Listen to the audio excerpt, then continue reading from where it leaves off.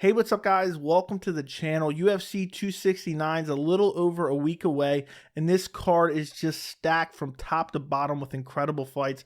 I've already done a bunch of UFC 269 prediction videos.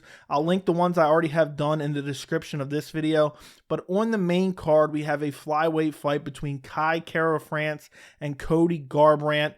This is Cody Garbrandt making his flyweight debut, and this is going to be my full breakdown and prediction for this fight. Now, a couple things before I get into my prediction. If you guys want to support the channel, you can now become a member of the channel. We have a members-only Discord server where you guys can message me directly. We're going to be messaging on the fight night of UFC 269. And also, if you guys want to buy an MMA Joey t-shirt, the link is in the description for that as well. And also, I need one more member, and I can add this Hamzat Chimaev emoji. You guys can use the custom emojis in the chat and also in the comments. So let's get to the fight.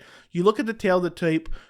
Kai Kara-France is currently ranked number 6, while Cody Garbrandt's not ranked in the flyweight division. He's ranked in the bantamweight division, but that's irrelevant because he's not fighting in that division.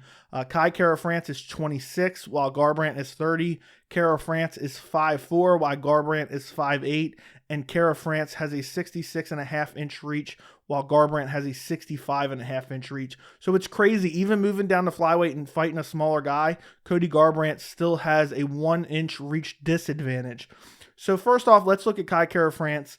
You look at his record, and he's 2-2 in his last 4 fights. His last fight against Rogerio Bontorin at UFC 259, he was controlled for the majority of that fight. He got the KO in the first round. It was like 10 seconds left in the first round. But the majority of the fight was him being taken down and controlled.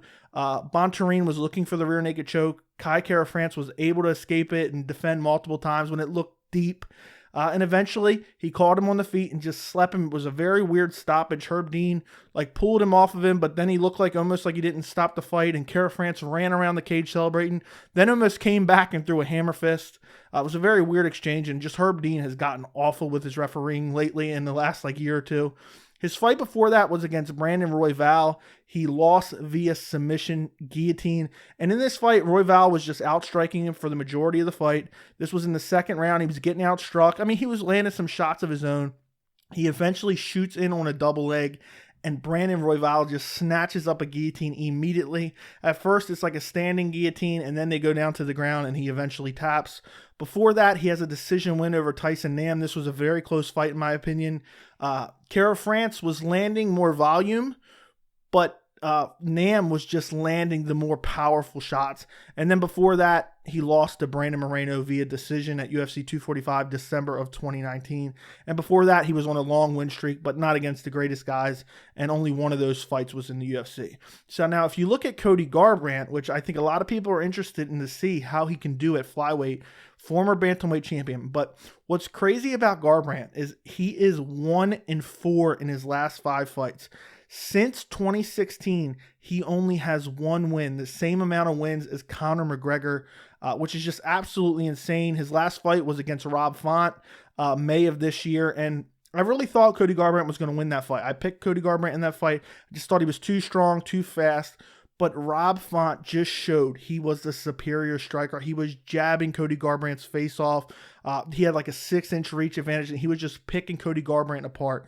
I never thought in a fight that I would see Cody Garbrandt just shooting for nonstop takedowns. Now, in this fight, he was able to get Rob Font down a couple times. We all know that's Rob Font's kind of weakness, his takedown defense. But Rob Font was able to work out of him, work back to his feet the majority of the time, and just continue to pressure Cody Garbrandt, jab his face off, and beat him up. But don't get me wrong, when I looked back on this fight, before I rewatched it, I really thought it was a one-sided beatdown by Rob Font. But Cody Garbrandt arguably won the first round, and the fight was competitive. But Cody Garbrandt just had nothing to offer on the feet, and that's just the scary thing because we all know Cody Garbrandt as a striker. Now, before that, he returned against Rafael Sunsao.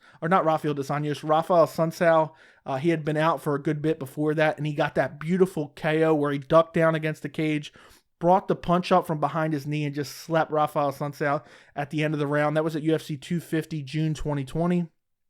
Great performance. He looked so fast in that fight. He was kicking the legs very, very well. And what I don't feel like a lot of people are mentioning, because I feel like a lot of people forget about this stuff when it gets canceled. After he won that fight against Rafael Sunsao, he was scheduled to fight Davison Figueiredo in December of 2020 for the flyweight title. I don't know, just because of name value, he had the big win. There wasn't necessarily a clear-cut number one contender at flyweight. But unfortunately, Cody Garbrandt got very, very sick, had to pull out of the fight. And I wonder, in that Rob Font performance, he looked very tired, even like second, third round. We know Cody Garbrandt has 5-round cardio. I'm wondering if something was up with his lungs. But the other scenario is Cody Garbrandt's not used to wrestling as much as he did against Rob Font. So that could also be the issue.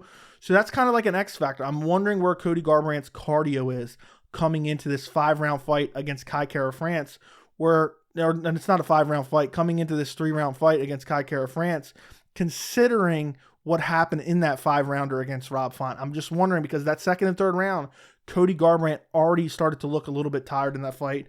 Before that, he was brutally KO'd by Pedro Munoz. That was back at UFC 235. Pedro Munoz just has a granite chin, was able to absorb Cody Garbrandt's punches, and then eventually just caught Cody Garbrandt and slept him. And before that was the back-to-back losses to TJ Dillashaw. And this is a hot take that I have about those fights. I truly believe that Cody Garbrandt is the superior fighter to TJ Dillashaw. I just believe he just lacked, everyone talked about his emotions going into that fight. It's like when he gets clipped, he just rushes forward, or when he hurts someone, he just rushes forward and looks for that finish, and he doesn't necessarily pick his shots, and he leaves himself very susceptible to counter punches. And in both those TJ Dillashaw fights, if I'm remembering correctly, at least in the first one, he hurt TJ Dillashaw badly in that first round. I think it was at the end of the first round of the first fight. Probably would have finished him if the round wasn't ending. Second round, they both started to go back and forth, and Garbrandt, I think, landed a couple big punches, and then he just starts trying to swarm, throwing the same combination over and over and over again. TJ Dillashaw could easily read it, counters, and ends up KOing him in both of those fights.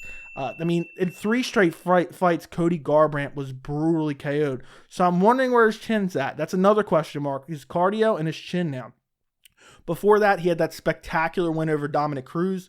I don't know if people remember going into that fight.